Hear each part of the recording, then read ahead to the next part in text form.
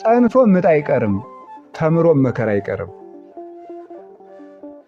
ከዚያሳ ምጥ ሁልጊዜ አብሮ አይኖርም፣ መከራም ሁልጊዜ አብሮ አይኖርም። የደስታ ጊዜ አለ።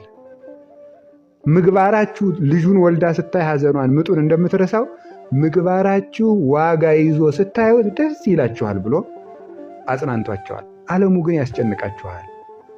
መከራ ነው በእውነቱ ማለት ነው። ይህ ዓለም ቢናገሩ ዳ ነው፣ ዝም ቢሉ ዳ ነው፣ ቢበሉ ዳ ነው፣ ቢጾሙ ዳ ነው፣ ቢዞሩ ዳ ነው፣ በዓት ቢያጸኑ ዳ ነው። ይህ ዓለም ሁለንተናው ጭንቅ ነው፣ ዝም እሾህ ነው። መምህራችን ሲያስተምሩ ምን ይላሉ? ይህ ዓለም የጭቃ ውስጥ እሾህ ነው ይላሉ። ደህና ነው ሲነኩት ውስጡ ምን አለው? አቃቅም አለው እየጣቅ። የዚህ ዓለም ነገር እንደዚህ ነው፣ መከራ ነው በእውነቱ ማለት ነው። ምንም ቢሆን ምንድን ነው?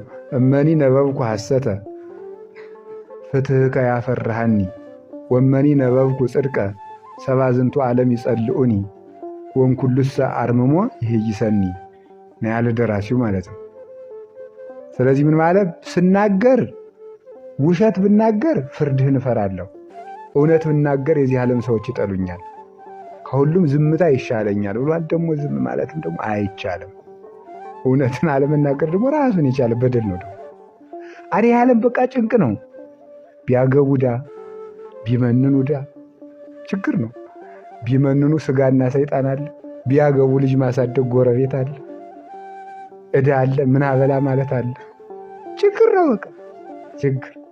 ቢማሩ ዳ፣ ባይማሩ ዳ፣ ቢነግዱ ዳ፣ ቁጭ ቢሉ ረሃብ፣ ሲነግዱ ደግሞ ግብሩ መከራ፣ ሌባው መከራ። ድሃ ሲሆኑ ራቡ መከራ፣ ሀብታም ሲሆኑ ሌባው መከራ። ቢሾሙ ጭንቅ፣ ቢሾሙ ችግር ነው። ሰውን ማስተዳደር መከራ ነው።